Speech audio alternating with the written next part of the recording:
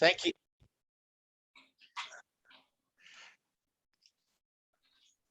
Thank you, everyone. Good afternoon. My name is Cesar Ferreira from the Department of Spanish and Portuguese, and along with Professor Sarah Davies Cordova, we have the pleasure of organizing the LACUSL Speaker Series. And this afternoon, it is my pleasure to introduce Professor Nancy Bird-Soto, also from the Department of Spanish and Portuguese. Nancy Bird-Soto is Professor of Spanish at UWM, where she teaches Latin American and Latinx literature. Her most recent book is Dissident Spirits, the Post-Insular Imprint in Puerto Rican Diasporic Literature, published by Peter Lang in 2018. She has presented at national and international conferences in cities such as Toronto, Havana, Lima, Santo Domingo, Rennes, and Sydney. As well, Professor Bird-Soto has published in journals such as Identidades, the MMLA Journal, Tincuy, Quadrivium, Latin American Literature Today, and very recently in Hipatia. Alongside her academic research, Professor Bird-Soto is also a creative writer. And in 2016, she published her experimental novel in Spanish, Arias Point, with San Juan and Santo Domingo, with the San Juan and Santo Domingo-based publisher Isla Negra Editores. The writings of Puerto Rican feminist Luisa Capetillo continue to be a primary focus of her research. And as 2022 marks the 100th anniversary of Capetillo's passing, Professor Bird-Soto will be sharing today her reflections about what it means to read this remarkable writer and activist. I give you Nancy Bird-Soto. Well, first, thank you everybody for being here today, this afternoon. I'm very happy to share some recent insights on, with my research on Capetillo, and thanks very much to Sarah Davies Cordova and Professor Cesar Ferreira as well for putting together this speaker series, and CLACS, the Center for Latin American and Caribbean Studies at UWM, for having these opportunities for us to share our research and have conversations about it. So before going into my paper, I am aware that Luisa Capetillo might be a name that some of you may know, but maybe many of you don't. So I have some, just for some background, I wanted to share, I wanted to share actually what is my favorite quote, and this is of course in translation, by Luisa Capetillo from her Feminist Manifesto from 1911. The title of that book is Mi opinión sobre las libertades, derechos y deberes de la mujer. And here's again, since we had International Women's Day a couple of days ago, I wanted to share this because I think it's really relevant. If women were appropriately enlightened, educated, and emancipated from routine formalism, the political life of most nations would be different. And right there, you can tell, how very to the point she is in her style.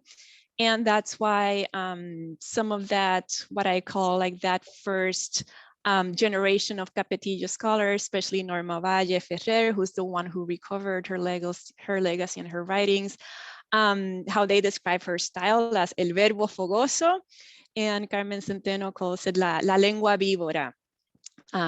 Luisa Capetillo's, like serpent biting tongue, right? And also, I wanted also to share a few other things. Because it's likely that if you talk to somebody from Puerto Rico, they might be like, oh yeah, Luisa Capetillo, maybe they just heard the name in passing, or they don't know a whole lot about it. But it could be that people would be like, oh yeah, they remember the anecdote, like she was the first woman to wear trousers in public in Puerto Rico. So that was a scandal at the time. She wore trousers on one of her travels to Cuba, and she got arrested there. They had to set her free because it turned out that there wasn't any law that specifically said that women couldn't. So, and then other things, just a few things to remark about her, because there's a lot, that she was a labor organizer. She was a reader at tobacco factory. So she was educating the workers. With Mi Opinión, that's the book that I gave you the short quote from the previous slide. She's the author of one of the first feminist manifestos in the Spanish-speaking Caribbean. And that is significant because we're talking about a book from 1911, that there's a second revised edition by her from 1913. And the fact that, you know, she died in 1922, and it took until the 80s, Norma Valle, to recover her legacy. So it says a lot about, you know, the canon and different things that, well, talk about briefly. And also something interesting, that she was a suffragist, but she was not at the forefront of the movement, because for her, yes, women should have the right to vote, but it should be for all women, not only the educated ones, and also for people to have the proper education to know what is the system that they're voting for or against. So actually, she wanted to change the system first. Okay, so reading Luisa Capetillo. Here we go. As a preamble, let's establish that Luisa Capetillo holds a significant place in the trajectory of Puerto Rican and Caribbean feminisms. And approaching her works is learning to read from outside the canon. Her being the daughter of 19th century immigrants who instilled in her the love of reading, as well as her experiences of living through the historical juncture of 1898, are biographical and sociocultural factors that inform her views on social transformation. In the words of Stephanie Rivera Berruz, Capetillo's feminism, anarcho-feminism at that, was, quote, brewed at the core of her understandings of workers' emancipation as a woman who herself labored in the trenches of modernity, end of quote. A century after her passing, a new question emerges in my ongoing appreciation and studying of Capetillo's legacy. What does it mean to read this trailblazer and colonial subject? This query is linked to the one about how to read Capetillo's works and how to read from the margins. Quoting Norma Valle Ferrer, she talks about Capetillo's indomitable bravery, and we can see that that indomitable bravery is as relevant as ever. As the understanding of feminism is becoming and needs to be more intersectional, BIPOC feminist expressions find themselves, to quote Cheri Moraga, negotiating multiple worlds to further social transformation via initiatives toward the demarginalization of colonial subjects and those stripped of agency by the colonial matrix. And the concept of the colonial matrix, as Walter Mignolo talks about it based on Quijano's studies about the coloniality, right, of power. Capetillo's indomitable bravery via her public persona and her writings continues to serve as a beacon in the envisioning of more egalitarian ways of relating among members of a social, national, and/or global community. To offer a route into reading Luisa Capetillo, I endeavored to illustrate the richness of her being a lectora at the tobacco factories, while respecting the fact that she consistently defied constraining labels. It's really hard to just label her in one way. Nonconformist is one way to describe the personal idiosyncrasy of Puerto Rican feminist writer activist Luisa Capetillo. She was born in 1879 and died in 1922. In conjunction, subversive is one salient aspect of both Capetillo's legacy as well as that of the trajectory of Puerto Rican women writers who grapple with the realities of being colonial subjects. When we read Capetillo, her subversive nonconformism, expressed as she lived and as she wrote, manifests itself in even deeper layers of significance and potential interpretations. She keenly displays her superb intellect, both in the most accessible way, as when she conveys the urgency of her message, and the most intricate fashion, as when her syntax comes across as a puzzle. In this light, reading Capetillo is a lesson in strategies on how to read outside the canon, as well as an ongoing conversation with her own formative readings and an implied dialogue with the impact potential of her own experiences as a reader, a lectora, at tobacco factories. My interest in this particular focus, reading Capetillo, stems from recent projects, publications, and presentations about her life, works, and legacy.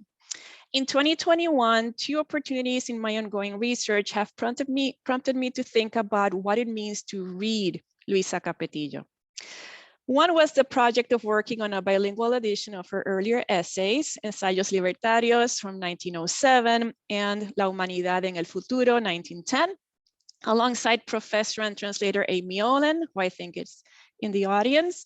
And the other was the task of reviewing the vital study by Roberta Hurtado titled The Colonial Puerto Rican Women's Writing, Subversion in the Flesh, published in 2019. Hurtado chooses the concept of enfleshment over embodiment in her study, arguing that, quote, "It is within their flesh that Puerto Rican women know coloniality in all of its intricacies," end of quote. Indeed, to read Capetillo is to delve into those intricacies. Her writings, especially the earlier ones, convey the urgency of her enfleshed knowledge and the ensuing quest for women's and workers' liberation. Hurtado's assertion about knowing the experience of coloniality in the flesh helps in understanding how reading Capetillo implies engaging with the significance of her enfleshment or her public persona and her writings or the urgency of her words. This application of the concept of enfleshment converges with what Julio Ramos underscores about Capetillo and which centers experience and intuition as valid forms of knowing. In Ramos, and the words of Julio Ramos, fuera de las instituciones del saber, la escritora obrera postula la autoridad alternativa de la experiencia y la intuición. Capetillo, profoundly influenced by anarchist ideals, does not conform to any prescribed ways of being and writing. A detached philosophical approach would not mesh with the cruciality of enfleshment and experiences and related knowledge. Capetillo's nonconformity is also a feature of her Caribbeanness, yet another aspect of being in and writing from the margins, which as well is a feature of her transnationalism. The latter is a feature of her being a Puerto Rican woman in a colonial context and being a tobacco factory lectora to the workers who she then educates by reading to them. Without a doubt, there is a lot to unpack, or better yet, to thread together as we read Luisa Capetillo. As a transnational figure who synthesizes a unique fusion of diverse influences such as anarchism, spiritism, syndicalism, Capetillo's reader-writer persona is distinctive as well, given her status as a colonial subject, a Caribbean one at that, and more specifically as a Puerto Rican woman without ties to the elites of the time. In fact, Teresa Peña Jordán describes Capetillo's contextual markers as eccentric due to her being a marginalized working class autodidactic woman in a Puerto Rico that was not sovereign, and it has never been, but under the Foraker Act ruling of 1900. This is crucial in understanding how Capetillo's writing and our activism are at the very core disruptive of normative standards. The entrenched nonconformity calls for reading those writings as more of a performed active praxis. As Beatriz Janine Figueroa states, quote, "Capetillo requiere más una práctica performada activa que una lectura de diván." In other words, reading Capetillo is accepting an engaging challenge, as the regular tools for reading the canon that we may be most familiar with prove to be too limiting or inadequate, especially in this case. Julio Ramos is keen to remark that she was not adhering to the logic of dominant or official language use and discourse. quote, la inestabilidad generada por el simulacro que apropia el lenguaje dominante como disfraz sin someterse a la lógica del mismo es el impulso que activa la escritura de Capetillo. With the idea of appropriating discourse as a guise and therefore a type of transgression, we can visualize Capetillo the reader, their autodidactic education, and Capetillo the lectora, educational praxis, in the persona that voices her writings. Capetillo's formative readings encompass both the ones that influenced her thought and public persona and those that she performed while reading to the workers at the factories. In that sense, engaging with her earlier writings, Ensayos Libertarios, La Humanidad en el Futuro, is to engage with essays written in haste and infused with the imprint of orality. To briefly highlight Capetillo's formative texts, the current blog entry of the Library of Congress on Capetillo notes that her early education was influenced by the writings of European Romantic and Naturalist writers, such as Gustave Flaubert, Émile Zola, and George Sand. Later, also the likes of Peter Kropotkin, George Sorel, Enrico Malatesta, and Leo Tolstoy shaped her political views on the meaning of religion, anarchism, and social justice. Being a lectora on a podium allowed her to further experience the working conditions of fellow laborers. With this reading background, Capetillo emerges as a force to be reckoned with. She was A, well-versed in major thought currents and world news of the time and literature. B, transnational in her conceptual scope and physical displacement between Puerto Rico, the US, Cuba, and beyond. C, Caribbean in the marginalization of her critical perspectives. And D, Puerto Rican to the core in her enfleshment of the colonial subject, woman and working class, resisting at every turn. Writing from the margins is unquestionably a form of resistance. It is important not to forget Capetillo's exclusion from the historical, literary, and sociocultural canons for most of the 20th century. We can see parallels here with the marginalization of the Caribbean region, which was and is still impacted by colonialist paradigms. As Gordon K. Lewis notes, quote, the outside world has failed to see the region in serious terms. Crucial as well is the acknowledgement of Capetillo as a transnational figure and how that complicates or enhances her Puerto Ricanness and Caribbeanness. Right from the start, growing up and living in the Puerto Rico marked by the historical impact of 1988, when the island ceases to be a Spanish colony with the Carta Autonómica barely granted in 1897 and becomes an American and US possession, as did Guam and the Philippines per the Treaty of Paris. It is crucial to underscore that regardless of official jurisdictional status, nationhood is an evolved shared affinity. The modern nations being established in the 19th century were deeply rooted in binary gendered practices steeped in a colonialist ethos that Argentinian philosopher Maria Lugones has thoroughly analyzed. Capetillo openly challenged that hierarchical construction of the nation, as she, quote, this is a quote from Rivera Berruz, radically uproots the idea of a nation founded in a stable nuclear family.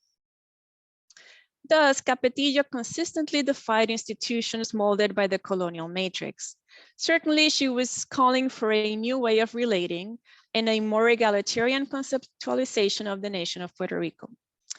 Via her nonconformist ways, Capetillo was proposing emancipated ways of being Puerto Rican, of being Caribbean, by denouncing the region's ethos as, quote, a society of masters and slaves, as Gordon Lewis would call it. This in turn furthered her relegation, her proscription, as she never fit the dynamics of the prevailing paradigms of oppression. In his 2021 revised edition of Amor y Anarquía, Los Escritos de Luisa Capetillo, Julio Ramos emphasizes how, for Capetillo, writing placed her in the margins of literature and in tension with her comrades. Quote, el simple acto de escribir situaba a Capetillo no solo al margen de la literatura, literatura con L mayúscula, sino también en una posición problemática en el interior de la cultura obrera. Not a stranger to contradictions and finding herself at complex and eccentric conceptual crossroads, Capetillo's indomitable bravery is palpable as nothing deters the pressing goal of getting her message across. To this end, let's take a brief look at her bravery, eccentricity, her nonconformity in a few samples in Ensayos Libertarios and la Humanidad en el Futuro. Fellow 19th century transnational Puerto Rican Eugenio María de Hostos would remark that la palabra es la acción del pensamiento. That is, words are the actions, the enactments of thought. Capetillo brings her formative readings, her role as lectora, her enfleshment of what it means to be a colonial subject, and she puts forth her vision for a more egalitarian society through her written expression and the potential activism in those words. The enfleshment of experiences and ideals that Capetillo personifies responds to both her quest for a more egalitarian society and her brushes with coloniality, the coloniality that surrounds her society, especially when it comes to gender and socioeconomic inequities. When in chapter 10 of Ensayos Libertarios, she calls for the education of all and for the wealthy to pull their weight, Capetillo conveys her message bluntly, based on her observations. Quote, igual que hay que arreglar el ornato público, es de más necesidad la enseñanza general, la palabra toda en mayúscula, y la mayor necesidad cubierta, que los ricos comerciantes y hacendados carguen todas las letras en mayúscula, que los ricos comerciantes y hacendados carguen con la infinidad de limosneros. Indeed, a lot of Capetillo's formation took place in the field, and this is key in our appreciation of how she understood and related to her immediate realities and the urgency that comes through in her writings. When Capetillo exhorts people to educate themselves in such a way that they recognize the errors perpetuated by and for the benefit of oppressive systems, she's proudly displaying her nonconformism to urge people to action. This is what she conveys in chapter 6 of Ensayos Libertarios when she calls for people to free themselves from, quote, todo rito y dogma que es ridículo en este siglo, and directly calls for a process of discernment. Procurad instruiros, que nunca se es bastante sabio, siempre algo nuevo aprenderéis y veréis el cúmulo de errores en que está envuelta por sus leyes la humanidad. That we could add a semicolon between sabio and siempre, or even separate the sentence into two right here. This is one of the few examples or several examples of the hasty syntax that characterizes the urgency of Capetillo's message and how that role as both activist and writer is so intertwined for her that immediacy with the possibility of revolutionary change holds a much higher priority than perfect grammar. This, of course, is one of the many aspects of Capetillo's nonconformism, from written legacy to activism and vice versa. For instance, exalting the virtues of calling for a general strike, if that is what it takes, the disruption of the status quo and the need for immediate action is evident in this sentence from chapter 8 in Ensayos Libertarios. La organización es el único medio defensivo con el actual sistema, el único medio de combatir las injusticias que se cometen con los que todo producen. These are words of both action and resistance, and they offer a reading or interpretation of the inequalities of the time and another reading or interpretation of Puerto Rican history, one in which women's rights and workers' rights are front and center in focus. As Hilda Llorens points out, both colonial power and resistance to it have shaped representations of Puerto Rico and its people, end of quote. Chapter 2 of Ensayos Libertarios is perhaps one of the best examples of Capetillo's haste when transferring her thoughts to the blank page. fueled by the urgency of denouncing the discrepancy between the lives of the children of the wealthy and those of the working class. In a passage where she describes the affluent housewife caring for the cook's child and how that in turn could prompt people to think that this housewife is actually the cook, that is, the wealthy woman is a laborer in her house. The syntax proves challenging. And if Amy is in attendance, we really grappled with this one here. So, and I wanted to share this example here.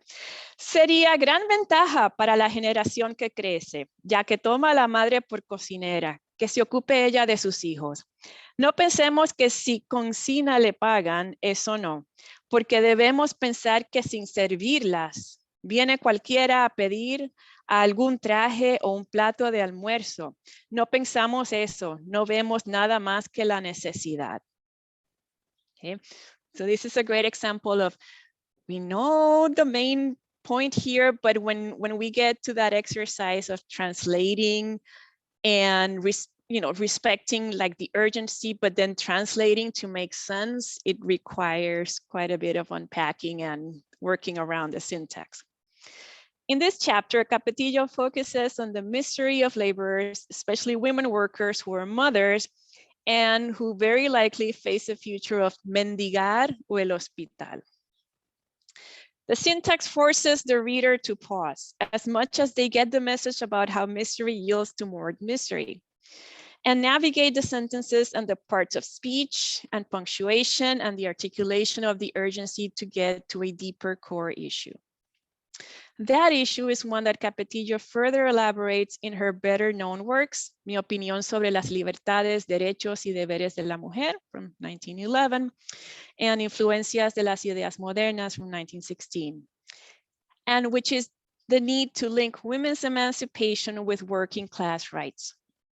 It is Capetillo's way of emphasizing the enfleshed reality of how the oppression of women and workers, of all who are exploited in a colonialist paradigm, are manifestation of paternalistic and patriarchal ways. According to Peña Jordán, resistance strategies that emerge from the very instabilities created by the colonialist model prevail in Luisa Capetillo. These strategies or tactics go hand in hand with the experience of reading a nonconformist who was, as Rivera Berrus notes, very much grounded in the lived material conditions of her time. When going through the engaging endeavor of reading these essays, it is not just easy, but perhaps necessary to envision Capetillo as a lectora educating the people, the workers and the people. Complex and progressive ideas, often related to political theory based on what was read from the podium, as Norma Valle remarks, quote, reach the enlightened Puerto Rican workers in this way, end of quote.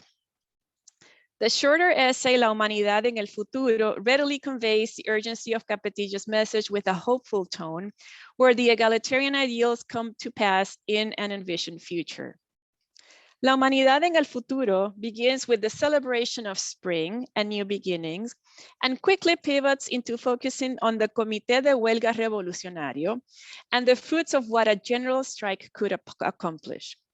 Straddling the boundaries of literary genres, the essay tells a story mostly narrated in the past because it illustrates the future that could be attained if the strike would prove successful.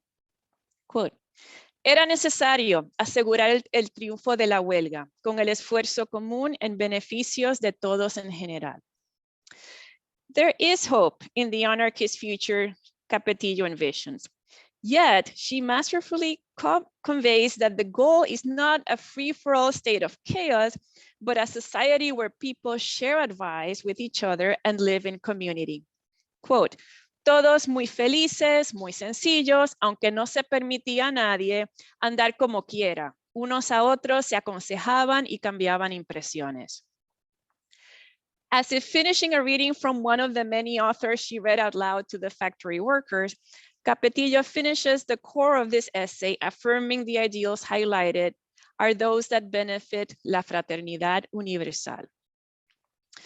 Well, La Humanidad en el Futuro could be read separate from the section that comes after, titled Escuela Moderna. I propose that we read it as an encore, as a coda. In seeking universal brotherhood and in keeping with Capetillo's urgent exhortatory tone, Escuela Moderna drives the point home with an orality that enshrines Capetillo in her lectora role. The reader of Tolstoy and Kropotkin, who reads to the people, who writes to denounce, inspire, and call for action, closes this encore by admonishing the elites in their treatment of the working class.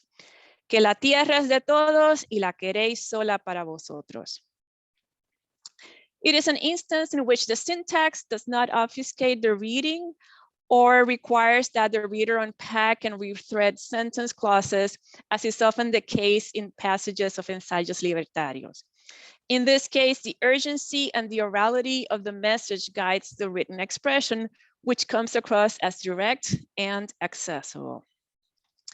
And now moving on to the conclusion part of the presentation.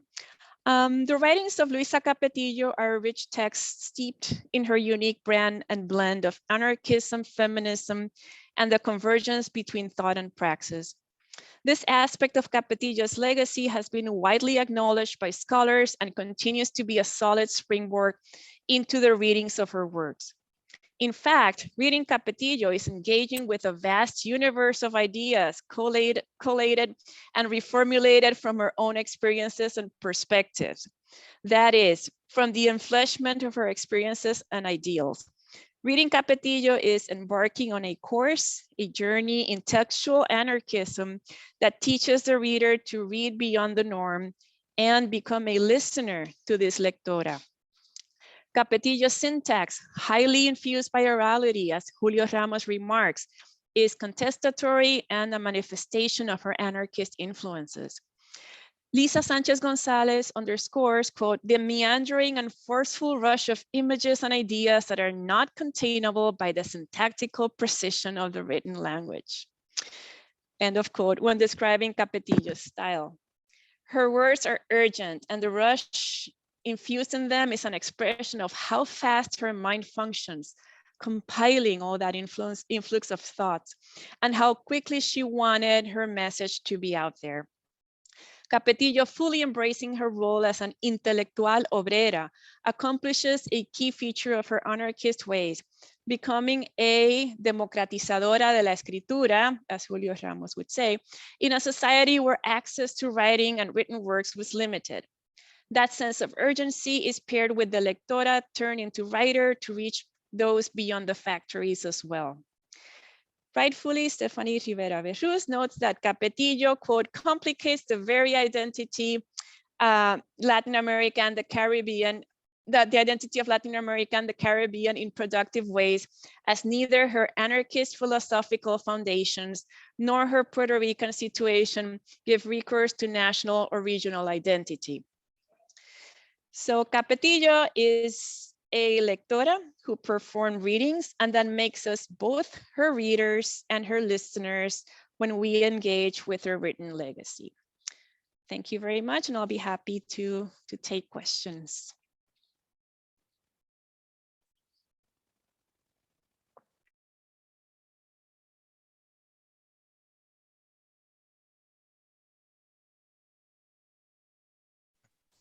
And actually, I cannot see hands, so I don't know if Julie, if you're able. Yes, Cesar, do you want to unmute if you're going to moderate? Yes. I do. I have two questions, Nancy, so to start off the Q&A. The first is I think you mentioned in your talk that Capetillo's writings did not become available, if I understood correctly, until the 1980s, thanks to Norma Valle Ferrer. And I'm curious as to why, what the explanation is behind that.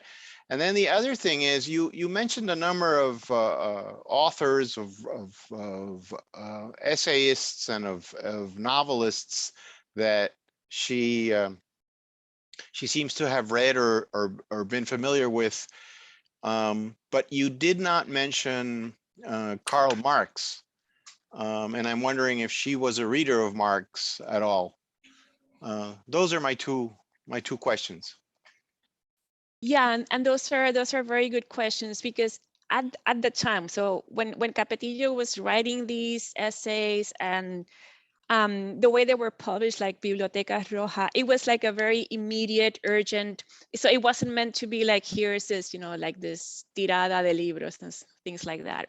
So she was known in her circles, and she, again, as somebody who wasn't really very easy to label or pin down, even within like the workers group, like there was a lot of like misunderstanding her because she's bringing in, she's an anarchista, but then she's also an espiritista, and then she was claiming she was advocating for free love. So some of the men within those circles would take that the wrong way, and so she was very much like marginalized even within those margins. So it wasn't like she was having all these access to eventually, after her death, to actually become somebody that most people would be reading.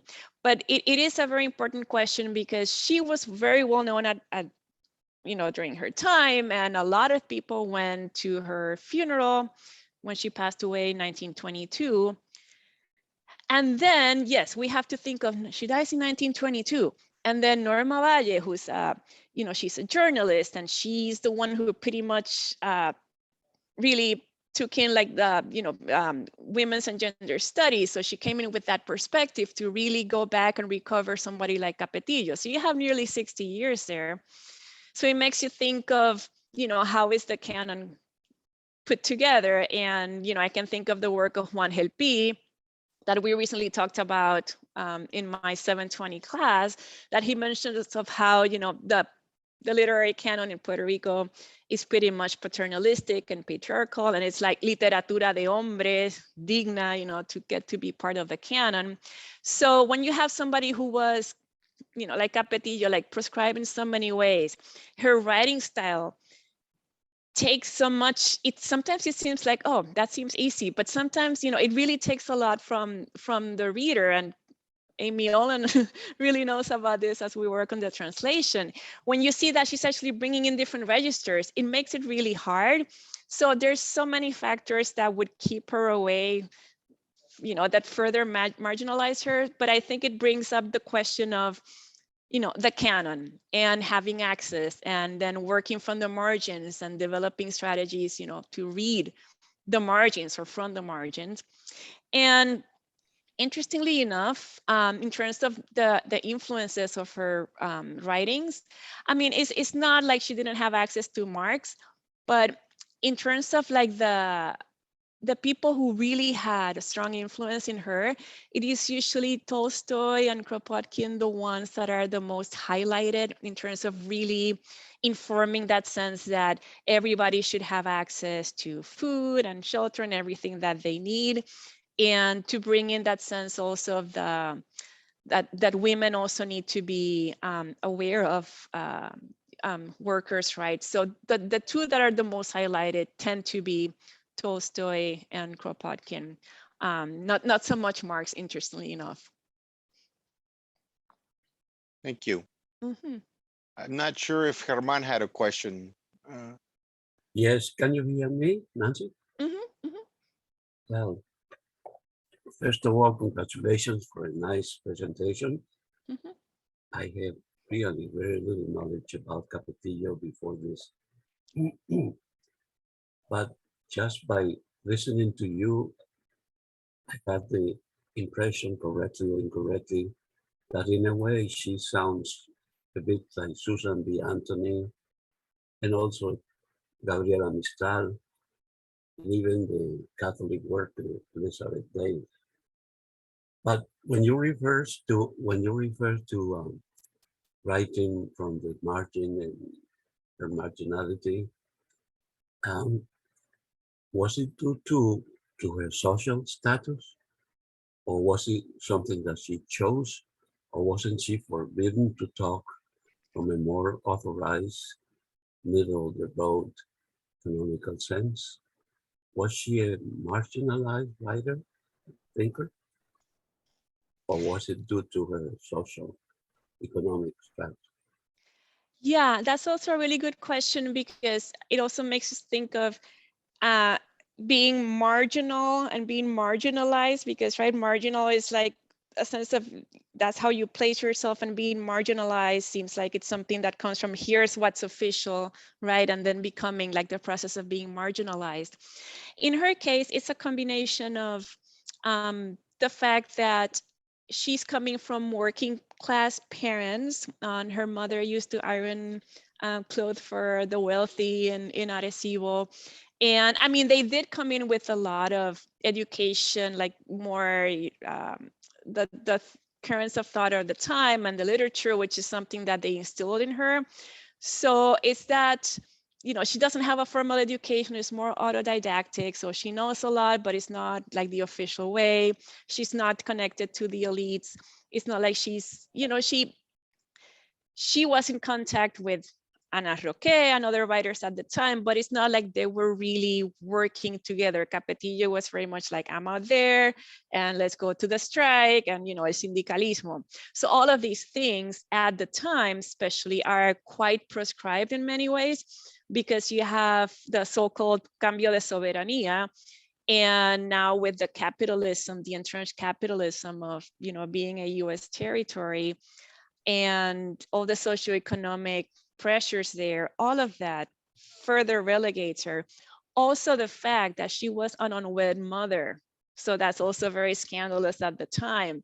And, you know, it's this woman who is not just wearing trousers, but if we look at, you know, the image that we have here, this is one of the, probably one of her most famous images. Like, she's actually performing gender in the sense that she would say, you know, I'm not going to dress traditionally as a woman either, like what would be traditional at the time. This is the tropics, you know, it's not hygienic to be wearing all those skirts with, like, you know, the different layers, like petticoats and things. I'm going to be out there in the world. I'm going to be riding trains and maybe on horse. So actually trousers are more hygienic and better suited for the tropics. So it's like pretty much a lot of things about her from her biography and her circumstances and her context, just it places her in the margins. So it's like several levels of marginalization. Not that she did it like, oh, I want to be marginalized, but she was already coming from that. But apparently she was very, very much aware of what was going on in Europe, because she was familiar with Zola and Flaubert and even Malatesta and company.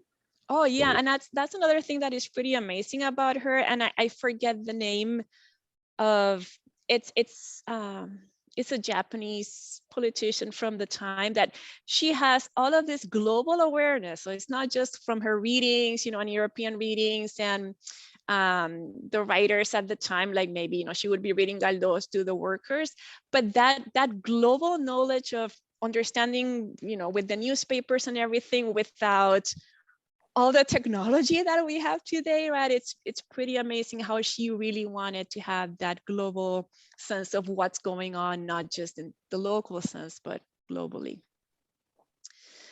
thank you so much. I saw that on the chat. Pilar said she had a question. Y tengo una pregunta, si puedo hacerla. Sí, adelante, adelante. Okay, so Nancy, thank you for a very interesting presentation. I'm sitting here thinking, oh, I want my students to watch this. But thank you so much. My question is, you know, we have in Capetillo, obviously, an intersectional writer before we have the modern definition of intersectionality. And one of the things that happens often is that, you know, we in Latin America have been intersectional for centuries. And it seems that, you know, that language sometimes doesn't apply to us. It applies to other contexts. So does Capetillo, in your thinking about her, does she ever speak about her intersectionality? Of course, not using that term. You know, does she construct herself as this intersectional voice? And if so, how can we incorporate that into to speak about intersectionality in a Latin American context? I don't know if that makes any sense, but No, that's, I mean, that's, it makes sense. It's just, I said no because it's a very important thing to consider, because also the terms that we use, right? And in that preamble, I briefly mentioned, without reading any footnotes, intersectionality that we think of, like Kimberly Crenshaw, which also with the very specific context of not just being a woman, but what it means to be a Black woman in the US, right? So it's, in this broader sense, it's this idea that there's women's emancipation, right, and the feminist fights, but how that is so deeply interlinked because of that colonial matrix that, usually when people start studying race and ethnicity, they go into feminism and vice versa, and other, and disability issues and different things, because then you realize that, it's pretty much all coming from that same root. So Capetillo, in the way that she presents, either if it's her essays or her brief plays, where pretty much the protagonists are pretty much like the portavoces, the speakers of Capetillo's thought, we find that it's not like she's saying, oh, I am intersectional with like that type of wording, but it's very clear that for Capetillo, whether it's directly her ideas or through her female protagonists, the women protagonists in her plays, that to liberate women, you also have to liberate workers and vice versa, because you have, I can think of Angelina in Influencias de las Ideas Modernas. She is from the affluent class, and, she is, so she's the only daughter, so she knows that her father is going to be spoiling her. So she uses that privilege, right, to then say, well, if you really want to spoil me, then, we need more fairness for the worker. So it's actually to understand, power differentials and how to liberate one, you need to liberate the other. And if you have a certain level of privilege, as an affluent woman in that case, or an affluent young woman, then use that to the advantage of others as well. So it's more like she enacts that, and she says that not exactly saying, hi, I'm Luisa Capetillo, the intersectional, but it's very core in how she understands the liberation of, workers and women. That's how I was seeing it as you were speaking. And of course, she's not using those words because we're not using those words yet. But I was in that, and I was thinking if and I will stop after this. If enfleshment is another way to speak about this. Actually, enfleshment, I started thinking about this this term with the book by Roberta Hurtado, because, and I should actually also establish that Hurtado makes the point of not using embodiment and using enfleshment, because embodiment, discourses of the body, could be too like immersed in like colonial gazes and imperialistic tones, like the woman's body or the exotic Puerto Rican woman's body, the Caribbean. So she chooses enfleshment because this idea that it's the knowledge that it's in your flesh, right? That sentient flesh that she talks about, Roberta Hurtado, and that enfleshment, understanding and coming from that experience of being working class, of being marginalized because you're not from the upper class, for being autodidactic, for, and how those experiences that inform how you understand whether it's your feminism or how you want to approach your, if you want to have any type of influence, like transformation for, I guess, less hierarchical or not as oppressive ways of being. So yeah, that enfleshment, I think there's definitely a project there, Pilar. We always make each other work, but busy good. We always do, and we need to do that again soon. Thank you, Nancy. Anybody else? I think we have time for one more question. if not, then I would want to make another remark. Sure, go ahead. Well, this is something I also to share that in the process of, working, reading and studying Capetillo now for 21 years, it was really amazing to work on that transcription and translation alongside Amy Olin, because I realized it was actually the first time I had the opportunity to sit down with another colleague, in this case, from translation, and actually do that type of close reading that really makes you get into, to speak metaphorically, into Capetillo's head, and probably like all of those ideas that were rushing through her head, different registers, like how we noticed, like, oh, but that's almost like she knew the Bible really well. It's like when you go deeper, you realize like all that knowledge, like that amazing mind that she had. And then that hastiness that may seem like, oh, that was careless. It's like, no, she was trying to bring in a lot together, because there was that, that sense of bringing that message out, and to actually go through that process of doing that close reading with another colleague from another discipline and really getting into that syntax.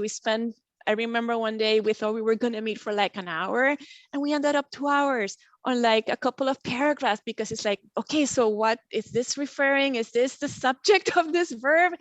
So it's it makes you realize the universes in Capetillo's head. So I'm very grateful that I had that experience to have that reading of Capetillo, like in collaboration, and that reading and understanding, and then the envisioning of what if we were listening to her as a lectora from the podium. So that was pretty amazing. So working in collaboration is highly recommended.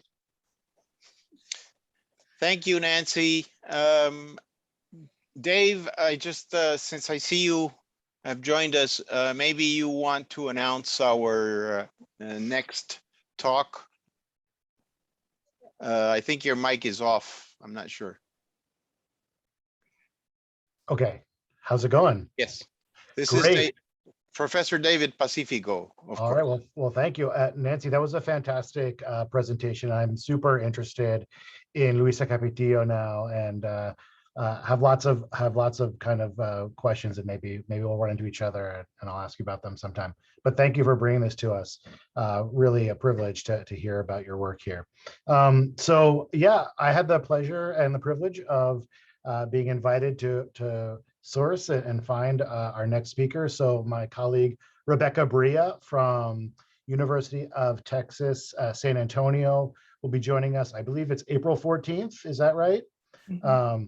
I should know this, but I believe it's April 14th, and she'll be talking about her work in Ancash, Peru, doing an archaeological project that is really, I think, a leading project in terms of using technology, but also involving students in doing research, in her case, looking at the transition from very early Horizon site, Chavín de Huántar being a very famous Peruvian site, to the later Requai Requai material culture using group, or the Requai people.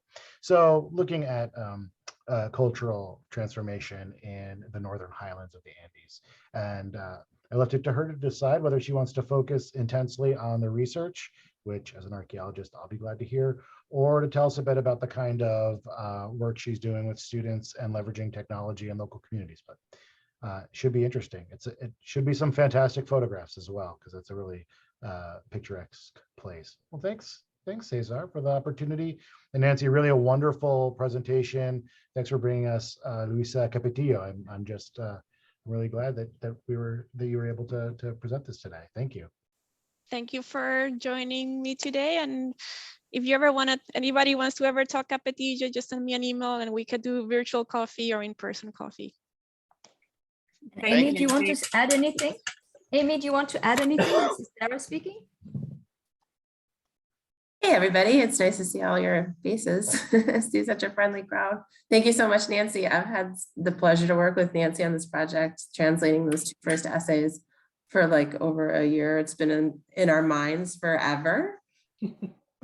And one comment or observation I would make is that it was fascinating to work with an author as a translator where I couldn't pin down the sense. I couldn't pin down meaning sometimes.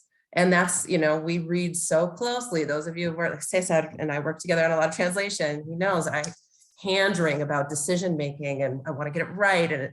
But when you can't necessarily, when there's multiple things a phrase could mean, it has to be a collaborative translation.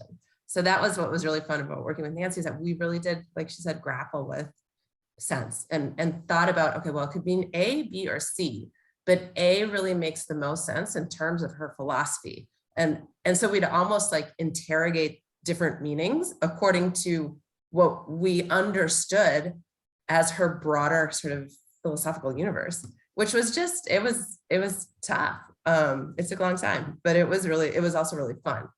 And then the other thing that I would mention that I think is so interesting when we think about Luisa Capetillo's writing from the margins, just her text, her textuality is marginal. It's challenging.